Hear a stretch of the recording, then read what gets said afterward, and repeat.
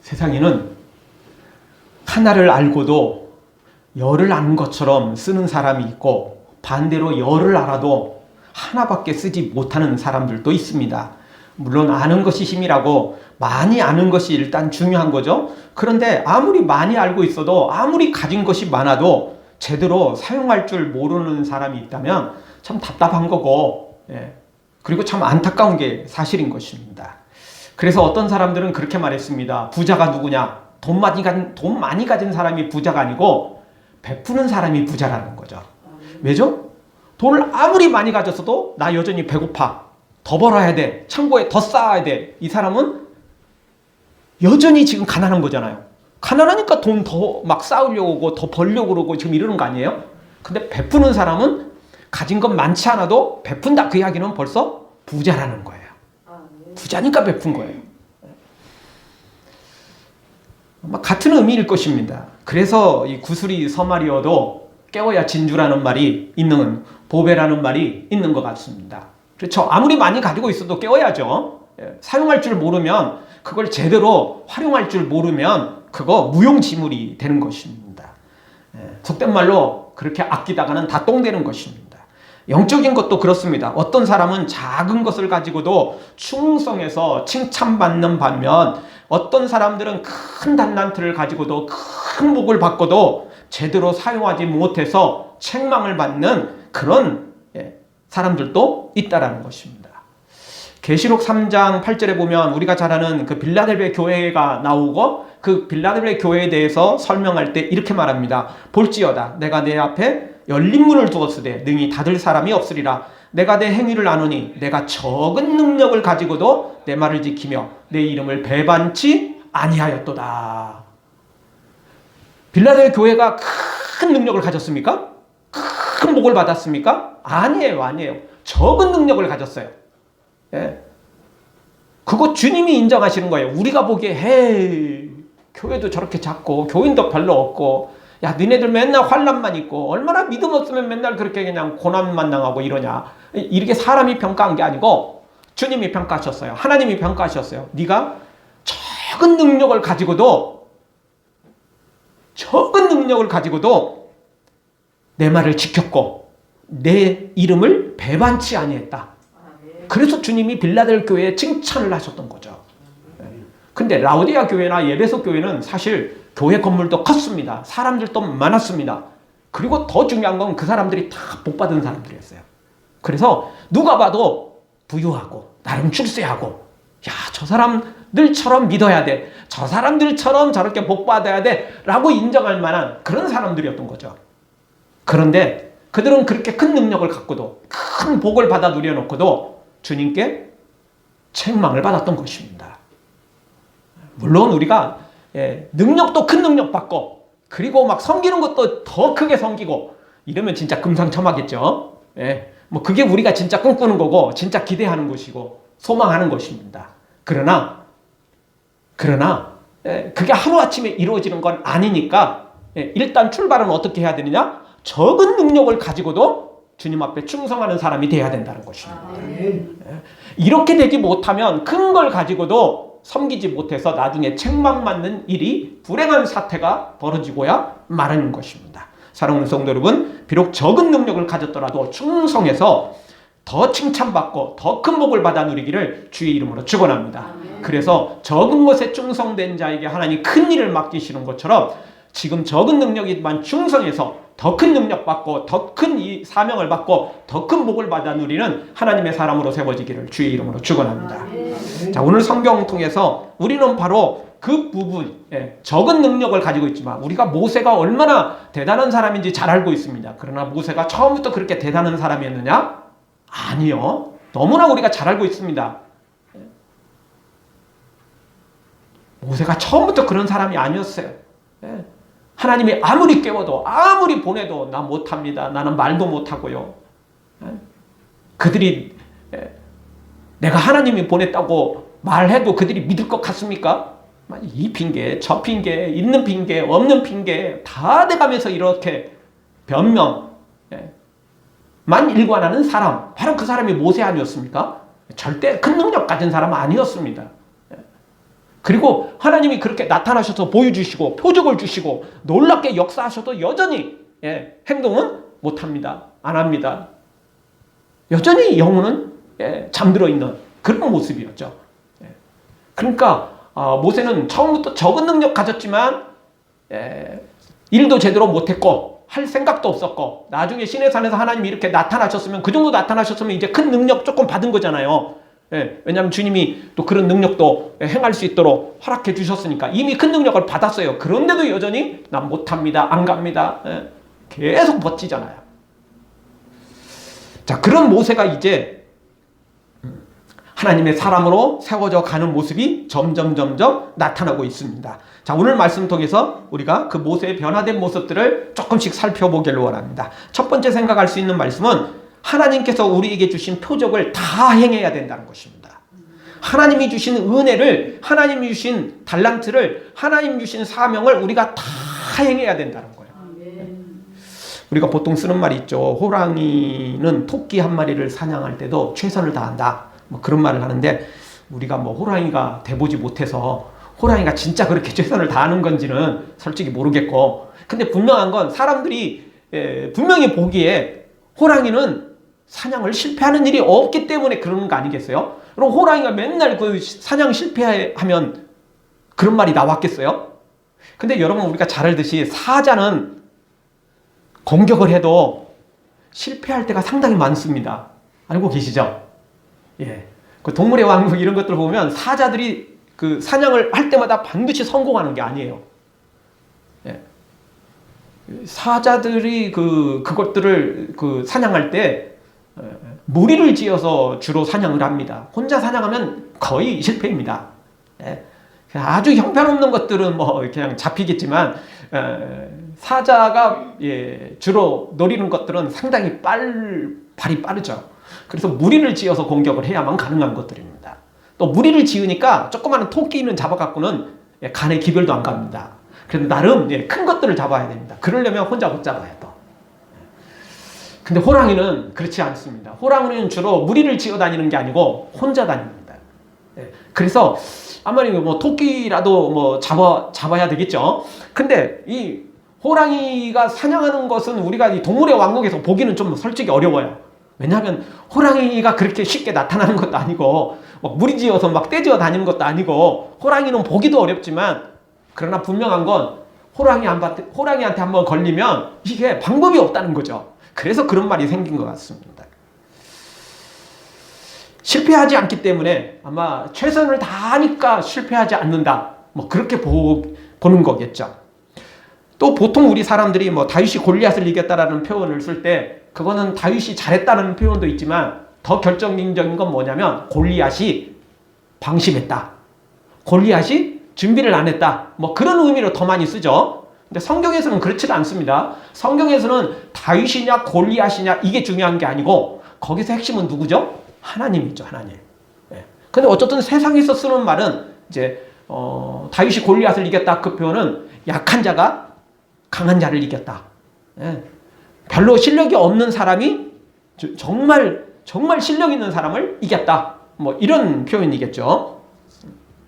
어쨌든 우리가 세상에서는 몇 수 숨겨놔야 그래도 뭐 무슨 일을 할 때 여유 있게 또 이길 수 있는 거겠죠. 그런데 분명한 건 영적인 일은 그렇지 않다는 것입니다. 영적인 일은 숨겨놓는다고 되는 게 아닙니다.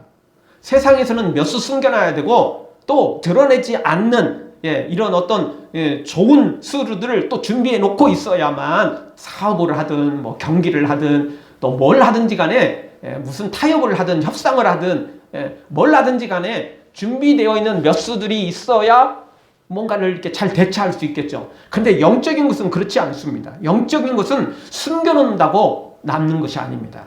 영적인 것은 그게 숨겨진다고 또 숨겨지는 것도 아니고, 영적인 것은 무조건 최선을 다해야 되는 것입니다.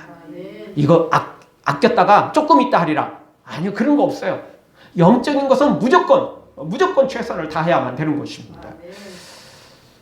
영적인 건 진짜 아끼다가 진짜 똥 되는 것입니다. 여러분, 달란트 비유에서 2달란트 받은 사람, 그리고 5달란트 받은 사람, 이 두 종은 나가서 최선을 다했어요. 받자마자 나가서 준비해서 그냥 열심히 일했던 거죠. 그러니까 그만큼 남겼어요. 근데 1달란트 받은 종은 어떻게 했던 거죠? 상대적으로 자기는 적다라고 생각하고 이미 적은 게 아니라고 말씀드렸잖아요. 그 돈이 지금 돈으로, 지금 금으로 환산하면 그게 수십억에 해당하는 돈입니다. 절대 작은 돈이 아니에요. 그 정도면 엄청난 거죠, 솔직히. 그런데 이 1달란트 받은 종은 땅에 묻어두고 본전치기만 생각을 했던 거죠. 그래서 악하고 게으른 종이라는 책망을 받게 된 것입니다. 책망으로 끝난 게 아니고 바깥 저 어두운 데 쫓겨나 이를 갈고 있는 그런 비참한 상태가 되고 말죠. 따라서 우리는 영적으로는 몇 수 숨겨두고 다음에 하리라 그런 거 없어요. 숨겨놓는다고 사탄이 모를 줄 아세요? 아니요. 절대 그렇지 않습니다. 영적으로는 무조건 최선을 다하는 겁니다. 영적으로는 무조건 다 모든 열정들을 다 쏟아붓는 것입니다. 그렇지 않으면 사실 이기기도 쉽지 않고 아낀다고 되는 게 아니라는 거죠. 오늘 성경 21절 다시 한번 보겠습니다. 21절 한 목소리로 보겠습니다. 여호와께서 모세에게 이르시되 내가 애굽으로 돌아가거든 내가 내 손에 준 이적을 바로 앞에서 다 행하라. 아멘. 얼마나 행하라? 다 행하라. 전부 행하라는 거예요. 하나님이 모세에게 준 이적들이 있죠. 지팡이를 던졌더니 뱀이 됐고 손을 넣었더니 나병이 됐다가 다시 또 원상태로 복귀가 되고 마지막 이적은 행하지는 않았지만 물을 부어다가 쏟아 부으면 피가 될 것이다. 자, 이런 표적들을 하나님이 주셨다고요. 그 표적들을 다 행하래요.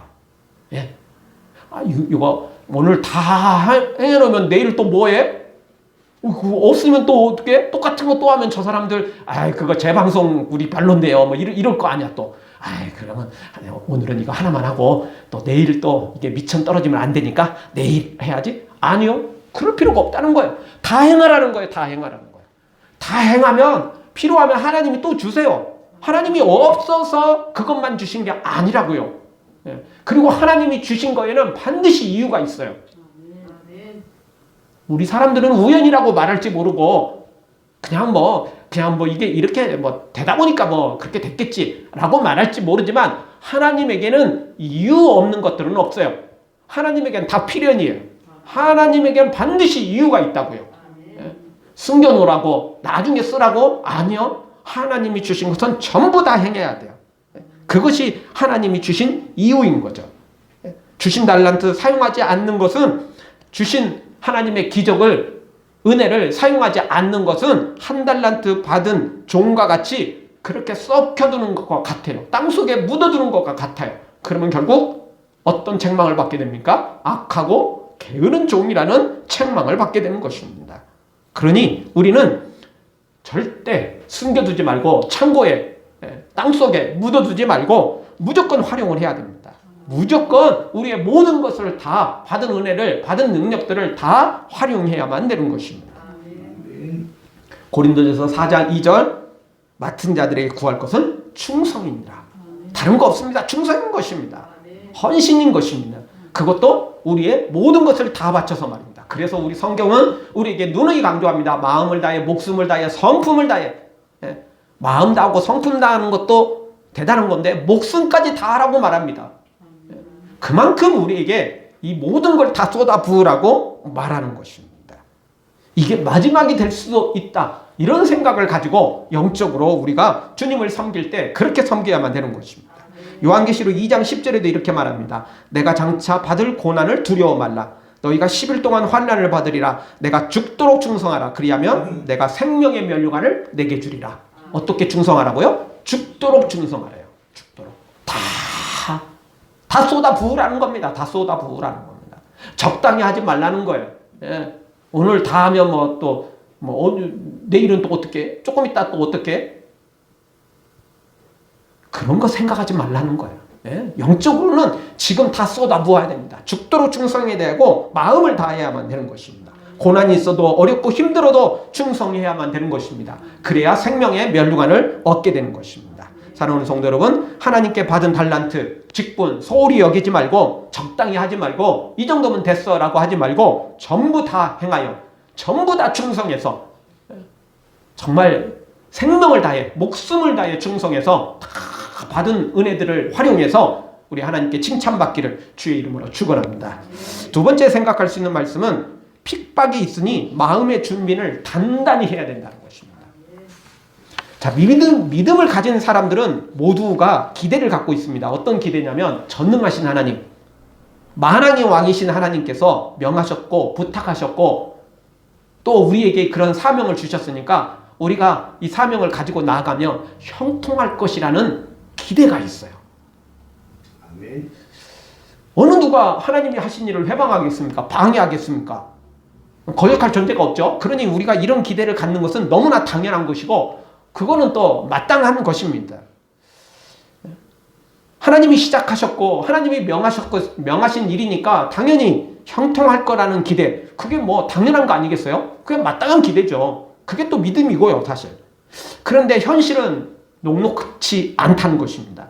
하나님이 이를 명하셨음에도 불구하고 너무나 많은 장애와 핍박이 있다는 것입니다. 형통이 아니라 이게 불통이라고 말할 만큼 고난들이, 환난들이 있다는 거예요. 사탄의 회방들이 있다는 것입니다. 그래서 우리가 참 이 부분이 우리에게 큰 시험거리가 되기도 하고 또는 수많은 사람들이 여기서 포기를 하게 되는 경우도 있는 걸 우리가 보게 됩니다. 오늘 성경 다시 한번 21절 보죠. 21절 중반절부터 그러나부터 우리 한 목소리 한번 보겠습니다. 그러나 내가 그의 마음을 강팍게 한즉 그가 백성을 놓지 아니하리니. 하나님이 이렇게 말씀하세요. 모세에게 보내면 그동안 모세가 너무 힘들어갖고 막 못 간다, 안 간다, 뭐 못한다, 뭐 맨날 이렇게 핑계 댈 정도 되면 이제 하나님께서 야 걱정하지 마, 형통하게 해줄게, 뭐 이렇게 말씀하셨으면 좋았을 텐데 하나님이 모세에게 뭐라고 말씀하시냐면 야 네가 아무리 표적을 행해도 야 네가 아무리 가서 무슨 말을 해도 바로가 안 들을 거야. 이런 거 보면 참 우리 하나님 좀 너무 하신다라는 생각이 들어요. 이거 안 간다는 사람, 못 한다는 사람 이거 억지로 보내시듯 하시면서 아니 그러면 형통케 해주시든지. 그럼 모세에게 또 뭐라고 그러시냐면 네가 아무리 가서 표적을 행해도 네가 아무리 가서 무슨 일을 해도 바로가 안 들을 거야. 바로가 꼼짝도 안 할 거야. 아니 그러려면 왜 보내? 아니 그러려면 진짜 왜 보내요? 하나님이 보내셨으면 뭔가 좀 일을 해놓으시든지. 근데 이게 이렇지 않다는 거예요. 그래서 우리가 참 믿음 생활이 힘든 것 같아요. 그래서 우리가 이렇게 시험 들 때가 많은 거죠. 왜? 우리 기대하고 하나님의 이 가는 이 길하고 틀릴 때가 많다는 거예요. 다를 때가 너무 많은 거예요. 하나님이 보내셨으면 좀 형통하게 해주셔야 되는데 모세 보내자마자 이렇게 말씀하는 거예요. 너 가서 다 행해라. 그런데 네가 다 행해도 바로는 꿈쩍도 안 할 거야. 하나님이 이렇게 말씀하시니까 이게 참 속 터지는 일이고 답답한 일이고. 그러니까 우리가 하는 말이 있어요. 거봐요 하나님, 제가 안 간다고 했잖아요. 제가 이럴 줄 알고 제가 안 간다고 했다니까요. 이렇게 되는 거죠. 그렇죠? 이렇게 되는 거예요. 근데 이따금씩 또 반대되는 것도 있긴 있어요. 요나가 느니에 성에 가가지고 복음을 전하라 했을 때 안 가잖아요. 이유가 뭐죠? 그 악한 놈들 내가 가서 전하면 반드시 죽일 거야. 뭐 이런 생각을 있었던 거죠. 근데 요나의 생각과 전혀 반대로 하나님께서 3일 동안 이 성을 돌아다니면서 복음을 전하라고 그랬거든요. 근데 요나는 딱 하루 전하고 그것도 온전히 하루를 전했는지 몰라요. 그냥 뭐 한번 그냥 쑥 지나가면서 그냥 한번 이렇게 40우리의 느린들 멸망해 이러고 이제 그리고 끝냈을 것 같은 느낌이 들어요, 솔직히. 그리고는 이제 성 밖으로 요나는 나와버려요. 근데 놀라운 일이 벌어진 게 성 모든 사람들이, 왕을 비롯해서 모든 사람들이 금식을 선포하고 하나님 앞에 손을 들고 회개를 했다는 거예요. 그 요나가 그것 때문에 막 화를 내요. 하나님이 이렇게 될 줄 알았으면 미리 말씀하셨으면 제가 안 도망갔죠. 또 그건 또 전혀 반대예요. 근데 오늘 성경은 우리 기대하고 전혀 반대예요. 모세가 그렇게 힘들었으면 가서 형통하게 해주셔야죠. 근데 이게 불통이에요, 불통. 하나님이 불통이라고 말씀하시는 거야. 다시 한번 봐보세요. 그러나 내가 그의 마음을 강팍케 한지 그가 백성을 놓지 아니하리라. 놓지 않는데요. 꿈쩍도 않는다는 거죠. 한 귀로 듣고 한 귀로 흘린다는 거예요. 아니, 듣지도 않는다는 거죠. 콧방귀 낀다는 거죠. 그리고 실제 우리가 모세가 가서 전했을 때 실제로 이런 일이 진짜 벌어집니다. 그리고 몇 번 반복되자 모세한테 협박하죠. 너 다시 내 눈앞에 나타나면 너 그때는 너 죽을 거야. 너 죽여버려. 나타나지 마. 너 다시는 찾아오지 마. 바로가 그렇게 협박하죠. 근데 그렇다고 또 모세가 안 갑니까? 그렇지는 않습니다. 그런데 또 가요. 근데 못 죽입니다. 왜냐하면 그것까지는 하나님이 막으시거든요. 환난이 있다고 말씀하셨지, 고난이 있다고 말씀하셨지, 모세 너 바로 앞에 나가서 죽을 거야. 너 끝장날 거야. 하나님이 이렇게는 말씀하시지 않았거든요. 그러니까 목숨은 못 건드려요. 생명은 못 건드려요. 딱 거기까지예요. 딱 하나님이 말씀하신 데까지예요. 그게 뭡니까? 핍박까지예요. 그냥 공갈 협박까지일 뿐이에요. 그 이상은 못해요. 왜? 하나님이 그 이상은 허락하시지 않으니까. 딱 하나님의 계획대로, 딱 하나님의 뜻대로만 된다는 것입니다. 마태복음 14장에 오면 예수님께서 제자들을 저쪽 건너편으로, 즉 이 갈릴리 호수 건너편으로 보내십니다. 건너편으로 보내면 그걸 걸어가면 엄청 시간 걸리죠. 삥 돌아가야 되니까. 호수가 그래도 만만치 않게 크니까. 그래서 뭘 타고 가죠? 배를 타고 갑니다. 아니, 예수님이 보내셨으면 아니 빨리 건너가야 되잖아요. 그런데 신기한 건 제자들이 밤새도록 갈릴리 호수에서 헤매고 있어요. 이유가 뭐죠? 풍랑이 닥쳐가지고 이게 뭐 갈 수가 없는 거예요. 가도 못하고 오도 못하고, 이거 오도 가도 못하고 이 갈릴리 호수 한가운데 이게 멈춰가지고 이거는 뭐 이게 죽도록 살도록 이거 뭐 어떻게 해야 될지 모르는 그런 상황이 벌어지는 거죠. 그리고 예수님은 그곳에서 뭐 하셨냐면 기도를 하시고 오시는데 중간에 만난 거죠. 예수님 물 위로 걸어오신 거죠. 제자들이 막 그거 보고 막 유령이다 막 난리 났어요. 왜냐하면 풍랑 때문에 막 죽을 똥 살 똥 하다 보니까 아무 생각 없었던 거예요. 그냥 막 물 퍼내고 막 그리고 노 젓고 막 야 저 풍랑 또 막 저쪽에서 또 막 다친다 막 정신 하나도 없는 거예요. 그러다가 뭔가 막 뭔가 하나 사람 같은 뭐 모습이 다가오니까 유령이다 막 이렇게 소리를 친 거죠. 아니, 예수님이 보내셨으면 형통해야 하잖아요. 아니, 풍랑일 줄 알았으면 야, 너 가봤자 니네들 풍랑일 거고 나 여기서 기도하는 시간이나 니네들 가는 시간이나 어차피 뭐 똑같은 거니까 그냥 나랑 여기서 같이 기도하다가 저녁에 그냥 가자. 뭐 이렇게 말씀하셨으면 얼마나 좋아. 근데 예수님이 제자들한테 니네들 먼저 가라 이렇게 말씀하셔놓고는 풍랑을 만나버린 거예요. 기도하고 오신 예수님보다 도리어 상황이 더 안 좋은 거죠. 먼저 출발했는데 사실은 신호대기 딱 걸려가지고 똑같아진 거예요. 아니, 신호가 또 기가 막히게 떨어져가지고 이 차는 대기하고 있다가 출발하니까 늦고 내 차는 쫙 달리는 속도에 미리 앞서가 버린 거죠. 이런 상황이 된 거예요. 여러분, 예수님이 보내셔도 하나님이 보내셔도 고난은 있습니다. 환난은 있습니다. 형통한 게 아니라는 거예요. 마냥 형통하고 마냥 그냥 신나는 길만 달리는 건 절대 아니라는 것입니다. 그래서 마태복음 10장 16절에 보면 예수님이 제자들을 보내실 때 이렇게 말씀하십니다. 보라, 내가 너희를 보냄이 양을 이리 가운데 보낸 것 같도다.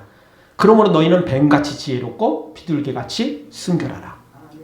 이렇게 말씀해 주셨어요. 양을 이리 가운데 보낸 것 같대요. 양을 이리 가운데 보내면 100% 죽어요. 100% 죽어요. 근데 놀라운 것은 우리 예수님께서 하나님께서 우리를 그렇게 보내는데도 불구하고 절대 죽지는 않는데요. 절대 잡혀먹기는 하지 않는데요.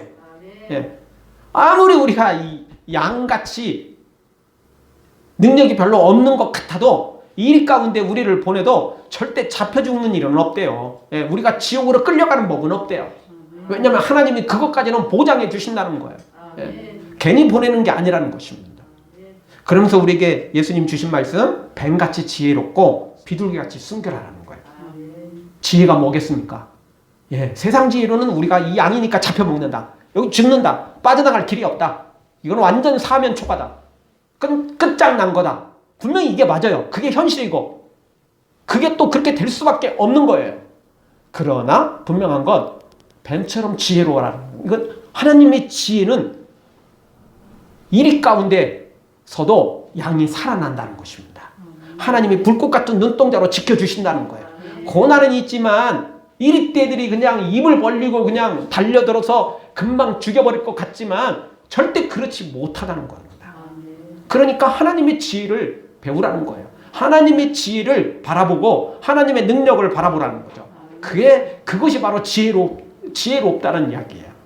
야, 이거 뭐 우리가 정말 작전을 잘 짜가지고 이리를 어떻게든 이리 가운데서 탈출을 해야 돼. 우리의 지혜로 탈출하라는 게 아니에요. 하나님의 지혜를 가지라는 거죠. 그리고 순결하라는 거죠.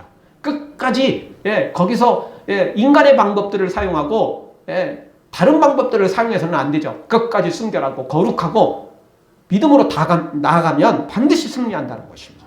사랑하는 성도 여러분, 하나님이 보내셔도 고난은 있음을 기억하고 우리 모두 다 지혜롭고 순결해서 반드시 그 고난을 이겨내는 모세 같은 하나님의 사람들로 세워지기를 주의 이름으로 축원합니다. 다 같이 한번 따라서 하겠습니다. 고난이 있어도 어떤 고난이 있어도 믿음으로 충성하겠습니다. 고난이 있다고 시험 들고 고난이 있다고 포기해서는 안 되는 것입니다. 그냥 공갈 협박뿐입니다. 그 이상은 못합니다. 절대. 마지막 세 번째 주시는 말씀은 최후엔 대재앙이 임해서 그들은 패망하고 우리는 승리한다는 것입니다. 하나님께서 사명을 주시어 보내셔도 고난은 있다는 사실 우리가 살펴봤습니다. 이것이 우리에게 좀 실망이고 이것이 우리에게 종종 시험거리가 되고 이것 때문에 우리가 참 힘들기도 하지만 이 현실을 받아들여야 됩니다. 안 받아들인다고 안 되는 게 아니에요. 그래서 뭐 세상에서도 그런 말 있잖아요. 피할 수 없으면 즐겨라. 피할 수 없어요. 아무리 하나님이 보내셔도 고난은 있다는 거죠. 이거 피할 수 없으니까 그냥 담담하게 받아들여야 되는 것입니다. 분명한 건 마지막 최후 승리는 우리라는 것입니다. 최후의 승리자는 우리라는 거예요. 고난을 이겨내고 반드시 승리한다는 것입니다. 오늘 성경 다시 한번 보십시오. 23절 한 목소리로 한번 다 같이 보겠습니다. 내가 내게 이르기를 내 아들을 놓아서 나를 섬기게 하라 하여도 내가 놓기를 거절하니 내가 내 아들 내 장자를 죽이리라 하셨다 하라 하시니라. 아멘. 이스라엘은 내 장자다. 내 아들이다. 하나님 이렇게 말씀하시죠. 22절에서 이스라엘은 내 장자다. 내 아들이다. 그런데 너희가 내 아들을 핍박했으니까 나도 너희 아들을 너의 장자를 죽이겠다. 하나님이 이렇게 말씀하시는 거예요. 그러니까 바로가 버티고 핍박하고 그리고 고난을 주지만 결국 바로는 완전히 깨갱하게 돼 있다는 거예요. 그것도 대충 그냥 뭐 패배하는 게 아니고 완전히 묵사발이 돼버리는 거예요. 장자가 죽었으니 차라리 이거 자기가 죽는 것보다 못한 거잖아요. 그쵸? 자기가 죽는 이보다 못해요 이게.